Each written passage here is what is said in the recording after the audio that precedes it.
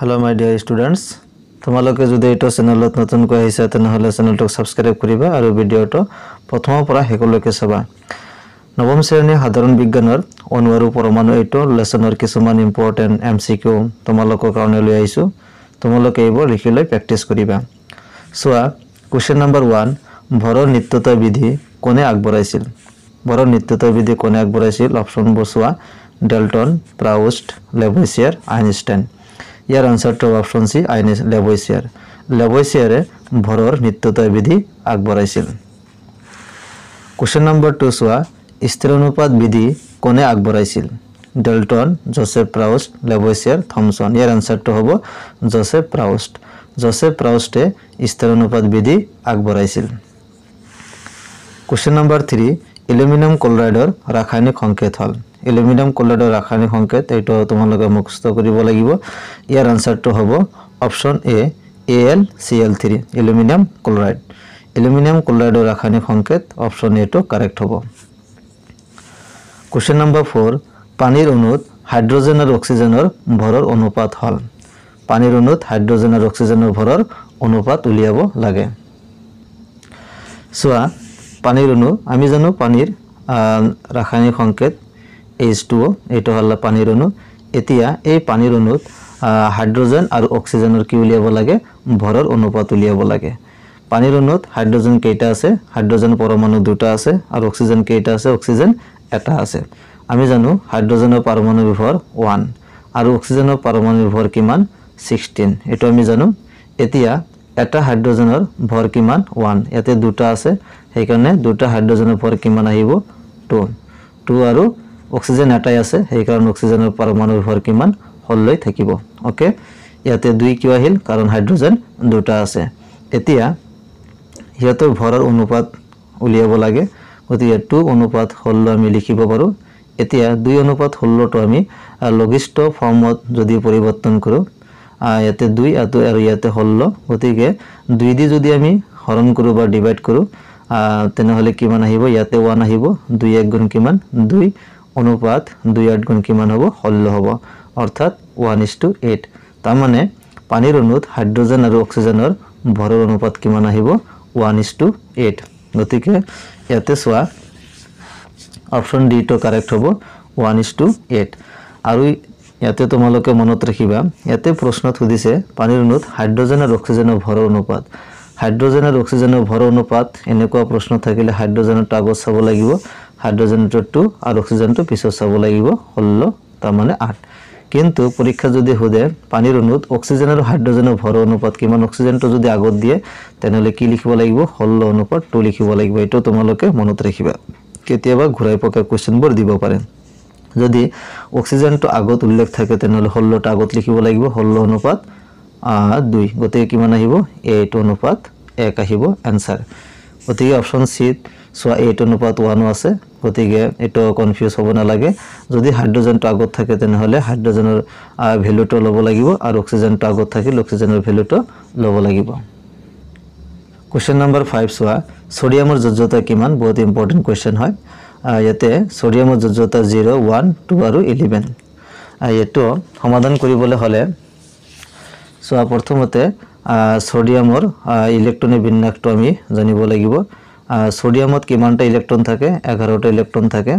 Okay এখানে আমি জানো সোডিয়ামৰ পাৰমাণবিক সংখ্যা কত? 11 সেইকাৰণে সোডিয়াম পাৰমাণবিক ইলেক্ট্ৰনৰ সংখ্যা কিমানটা হ'ব? 11টা হ'ব।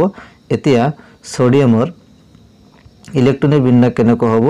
2 আহিব প্ৰথমতে, তাৰ পিছত 8 আহিব, তাৰ পিছত 1 আহিব। ওকে 2 8 1 2 8 2 আৰু 8 যোগ কৰা, 2 আৰু 8 যোগ কৰিলে কিমান হয়? 10 হয়। 10 ৰ লগত 1 যোগ কৰিলে কিমান হয়? 11 হয়। গতিকে এইটো হল আমাৰ সোডিয়ামৰ ইলেক্ট্ৰনিক বিন্যাস। ওকে 2 8 1। এতিয়া সোৱা এইটো একেবাৰে বাহিৰৰ কক্ষপথ। বাহিৰৰ কক্ষপথত কিমানটা ইলেক্ট্ৰন আছে? এটা ইলেক্ট্ৰন আছে। আৰু বাহিৰৰ কক্ষপথত থকা ইলেক্ট্ৰনবোৰক কি বুলি কোৱা হয়? যোজক ইলেক্ট্ৰন বুলি কোৱা হয়। গতিকে ইয়াতে সোডিয়ামে বাহিৰৰ এটা ইলেক্ট্ৰনটো ত্যাগ কৰি সুস্থিৰ ইলেক্ট্ৰনিক বিন্যাস লাভ কৰে। সেই কাৰণে ইয়াৰ যোজ্যতা কিমান হ'ব? 1 হ'ব। সেই কাৰণে কোৱেশ্চন নম্বৰ 5 ত সোডিয়ামৰ যোজ্যতা কিমান? অপশন বি টো কাৰেক্ট হ'ব 1। Question number 6. Question number 6 is পৰাচনত কিমানটা মৌল আছে? পৰাচনত কিমানটা মৌল আছে? সোয়া পৰাচন এটো ফৰ্মুলাটো দিয়া নাই, তোমালোকে প্ৰথম ফৰ্মুলাটো জানিব লাগিব। অৰ্থাৎ ৰাসায়নিক যেটো সংকেত আছিল সংকেতটো জানিব লাগিব। সংকেতটো জনাৰ পিছতে তোমালোকে ক'ব পাৰিবা কিমানটা মৌল আছে। আমি প্ৰথমতে পৰাচনৰ ফৰ্মুলাটো কি হেটো আমি শিকিম। সোয়া পৰাচনৰ ফৰ্মুলাটো হ'ল CaO ক্যালসিয়াম অক্সাইড। ওকে, এটো পৰাচন বুলি কোৱা হয়। এতিয়া এই পৰাচনত কেইটা মৌল আছে? এটা হ'ল আমাৰ ক্যালসিয়াম আৰু এটা হ'ল আমাৰ অক্সিজেন। ওকে, এটা হ'ল ক্যালসিয়াম আৰু এটা অক্সিজেন। গতিকে ইয়াতে দুটা মৌল আছে। কিছুমানে তিনিটা মৌল লিখি দিব পাৰে কাৰণ ইয়াতে Ca এটো দুটা বুলি ভাবি লব। হেটো কনফিউজ হ'ব নালাগে। ইয়াতে C আৰু A দুটা মিলি হয় ক্যালসিয়াম। ওকে, আৰু এটা অক্সিজেন ক্যালসিয়াম অক্সাইড। গতিকে ইয়াতে কেইটা মৌল আছে? দুটা মৌল আছে। ইয়াতে অপচন বি টো কারেক্ট হ'ব। অর্থাৎ পৰাচনত কিমানটা মৌল আছে? দুটা মৌল আছে। Question number 7. Question number 7 এ সুধিছে সোয়া HNO3 আণবিক ভর হল। HNO3 নাম কি? Nitric acid. এটা তোমালোকে মনত রাখিবা। নাইট্রিক অ্যাসিড, এই নাইট্রিক অ্যাসিডের আণবিক ভর উলিয়াব লাগে। আমি জানো আণবিক ভরের একক ইউ বুলি লিখা হয়। এককৃত ভর ইউনিফাইড মাস বুলি কোৱা হয়। নাইট্রিক অ্যাসিডের কি উলিয়াব লাগে? আণবিক ভর উলিয়াব লাগে। সোয়া নাইট্রিক অ্যাসিডের ফর্মুলাটো কি আছিল? HNO3। ওকে, এতিয়া HNO3 এর আণবিক ভর মানে হল এতে যিমান কেইটা পৰমাণু আছে প্ৰতিটো পৰমাণুৰ পাৰমাণবিক ভৰবিলাক কি কৰিব লাগিব? যোগ কৰিব লাগিব। এতে হাইড্ৰোজেন কেইটা আছে? এটা, আৰু হাইড্ৰোজেনৰ ভৰ কিমান? 1। এটো আমি জানো হাইড্ৰোজেনৰ ভৰ কিমান? 1 প্লাস নাইট্ৰোজেন কেইটা আছে? এটা ইনটু নাইট্ৰোজেনৰ ভৰ কিমান? 14। ওকে, প্লাস অক্সিজেন কেইটা আছে? 3টা, অক্সিজেনৰ ভৰ কিমান? 16। এইবোৰ তোমালোকে মুখস্থ কৰিবা। হাইড্ৰোজেনৰ ভৰ কিমান? 1, নাইট্ৰোজেনৰ ভৰ কিমান? 14, অক্সিজেনৰ ভৰ কিমান? 16। কিন্তু ইয়াত অক্সিজেন পৰমাণু কেইটা আছে? 3টা আছে। সেই কাৰণে আমি 3 দি পূৰণ কৰিছো। ওকে, ইউ লিখিব লাগিব। এককটো হল পাৰমাণবিক ভৰ বা আণবিক ভৰ এককটো লিখিছো ইউ, ইউনিফাইড মাস বা একত্ৰিত ভৰ বুলি কোৱা হয়। ওকে, সো 1 * 1 1 আহিব প্লাস 1 লগত 14 পূৰণ কৰিলে কিমান আহিব? 14 প্লাস 3 লগত 16 পূৰণ কৰিলে কিমান আহিব? 48। Okay, U. ওকে, সো 14 কে যোগ কৰিলে 15 15 প্লাস 48 ইউ। ওকে, সো এই দুটা যোগ কৰিব লাগিব 5 আৰু 8 13 13 আৰু 3 হাতত থাকিল 1 1 আৰু 4 5 5 আৰু 100 কি 6 63 ইউ। গতিকে নাইট্রিক অ্যাসিডের আণবিক ভর কিমান আহিল? 63 ইউ। অপশন বি টো কারেক্ট হ'ব। Okay, 63 U. Question number 8. Question number 8 এর সুধিছে সোয়া এলুমিনিয়াম সালফেটের সংকেত হল। ইম্পর্টেন্ট কোয়েশ্চন হয়। Aluminium sulphate AlSO4 Al2SO4 Al2SO4 whole 3 Al3SO4 3। Okay, একই যেন লাগিছে, এটা কনফিউজ হ'ব নালাগে। এর আনসারটো অপশন সি Al2SO4 3। কারণ এলুমিনিয়ামৰ যোজ্যতা 3 হয়, গতিকে এই 3টো ইয়াতে আহিছে আৰু সালফেটের যোজ্যতা কিমান হয়? 2 হয়, সেই 2টো ইয়াতে আহিছে। Okay, Al2SO4 3। Question number 9. Question number 9 এ সুধিছে 52 গ্রাম হিলিয়ামত মোল কিমান? বহুত ইম্পর্টেন্ট হয়। 52 গ্রাম হিলিয়াম 52 গ্রাম হিলিয়ামত মোল কিমান এটা সুধিছে। সো ইয়াতে কোশ্চেনটো দি আছে 52 গ্রাম হিলিয়াম আমাৰ উলিয়াব লাগে মোল। ওকে, এতিয়া মোলৰ ফৰ্মুলাটো কি আছিল? প্ৰদত্ত ভৰ আৰু ইয়াতে মোলাৰ ভৰ, এটা আমি লিখিব পাৰো। ওকে, প্রদত্ত ভর বা মোলার ভর, এটা আছিল ফর্মুলা মোলর।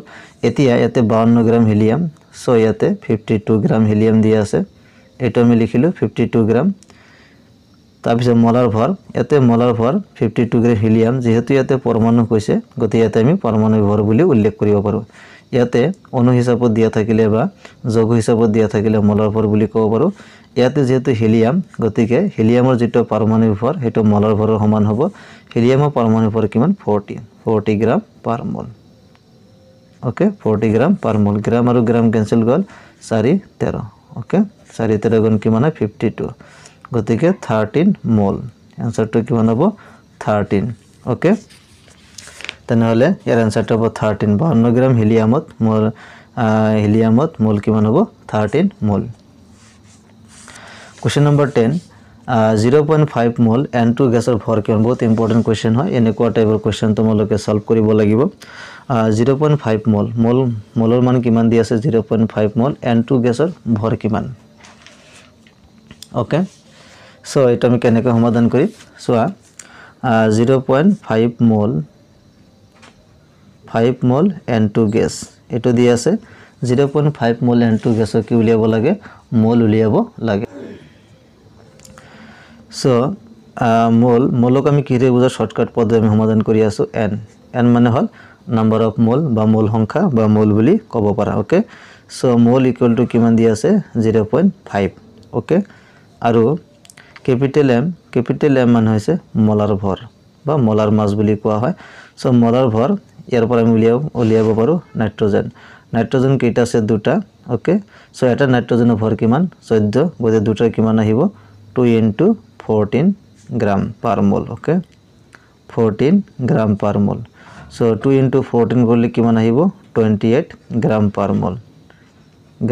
পার মোল ওকে সো N2 গ্যাসৰ মোলাৰ ভৰ কিমান আহিল আমাৰ 28 গ্ৰাম পাৰ মোল এতিয়া আমি ভৰ উলিয়াব লাগে আমি জানো n মোল সংখ্যা বা মোল ইকুয়াল টু গিভেন মাস অর্থাৎ প্রদত্ত ভরক আমি স্মল m এৰে বুজোৱাম স্মল m আৰু মোলাৰ ভৰক আমি ক্যাপিটাল M এৰে বুজাম এটো ফৰ্মুলা তোমালোকে মনত ৰাখিবা বহুত ইম্পৰ্টেন্ট ফৰ্মুলা হয় এটো ফৰ্মুলা পৰা n নাম্বাৰ অফ মোল সংখ্যা উলিয়াব পাৰিবা m স্মল m অৰ্থাৎ তা ভৰ কিমান হেতু উলিয়াব পাৰিবা ওকে এতিয়া জাস্ট মানবিলাক বহুৱাই দিলে হল সোৱা এটো সমীকৰণত আমি মানবিলাক বহুৱাই দিম ইয়াতে n ৰ মান কিমান দি আছে 0.5 ওকে ইকুৱেল তাৰ পিছত স্মল m ৰ মান দিয়া নাই এটো মোক উলিয়াব লাগে কাৰণ মোলাৰ ভৰ 0.5 মোল N2 গেছৰ ভৰ কিমান এটো প্ৰশ্ন সুধিছে অৰ্থাৎ স্মল m ৰ মানটো উলিয়াব লাগে ওকে আৰু ক্যাপিটাল M মানে হৈছে মোলাৰ মাস বা মোলাৰ ভৰ কিমান দি আছে 28 ওকে ইমপ্লাইজ m to বাওপক্ষতা নিম m এটো বাওপক্ষতা নিলে 0.5 আৰু ইয়াৰ লগত কি হ'ব ক্ৰস পূৰণ হ'ব এই দুটা পূৰণ কৰিব লাগিব so 0.5 into 28 okay so 0.5 into 28 যদি আমি পূৰণ কৰো তেনলে কিমান আহিব so 28 প্ৰথম 5 দি পূৰণ কৰো 5 8 গুণ 40 0 5 2 গুণ কিমান 10 হয় আৰু 4 14 140 এক ঘৰ আগত কি আছে দশমিক দিলো so 14.0 অৰ্থাৎ 14.0 গ্ৰাম বা 14 গ্ৰাম আমি ক'ব পাৰো ওকে so 14 গ্ৰাম to সোৱা 14 গ্রাম কত আছে অপশন বি দি আছে so 0.5 মোল N2 গ্যাসৰ ভৰ কিমান 14 গ্ৰাম গতিকে সোৱা এটো বহুত ইম্পৰ্টেন্ট কোৱেশ্চন হয় এটো ডাইৰেক্ট কোৱেশ্চন সুধিব পাৰে বা এমসিকিউ ফৰ্মতো সুধিব পাৰে তোমালোকে এটো ভালকৈ প্ৰেক্টিস কৰিবা so কোৱেশ্চন নম্বৰ 11 কাৰ্বন টেট্ৰাক্লোৰাইডৰ সংকেত হল কাৰ্বন টেট্ৰাক্লোৰাইড সংকেত CCl4 এটো মনত ৰাখিবা কাৰ্বন টেট্ৰাক্লোৰাইড এতে টেট্ৰা মানে 4 এতে ক্লোৰিন কেইটা আছে 4টা আছে ওকে কাৰ্বন টেট্ৰাক্লোৰাইড অপশন বি টা কাৰেক্ট হ'ব কোশ্চেন নম্বৰ 12 ইম্পৰ্টেন্ট হয় 20 গ্ৰাম পানীক মোল লৈ পৰিৱৰ্তন কৰিলে কিমান হ'ব ওকে ইয়াতে 20 গ্ৰাম পানী সুধিছে 20 গ্ৰাম পানী কি হলে পৰিৱৰ্তন কৰিব লাগে মোল লৈ পৰিৱৰ্তন কৰিব লাগে বহুত ইম্পৰ্টেন্ট হয় সোৱা 20 গ্ৰাম পানী অৰ্থাৎ ওয়াটার এটো ফর্মুলা দিয়া নাই ফর্মুলা তোমালোকে লিখি লব লাগিব ওকে সো 20 গ্রাম পানী ইয়াতে স্মল m ৰ মান কিমান দি আছে 20 গ্ৰাম ওকে অৰ্থাৎ পানীৰ ভৰটো কিমান দি আছে 20 গ্ৰাম দি আছে সো ক্যাপিটাল M অৰ্থাৎ মোলাৰ ভৰটো আমি উলিয়াব লাগে সো মোলাৰ ভৰ কিমান পানীত কেইটা হাইড্ৰোজেন আছে দুটা 2 into 1 প্লাস অক্সিজেন কেইটা আছে এটা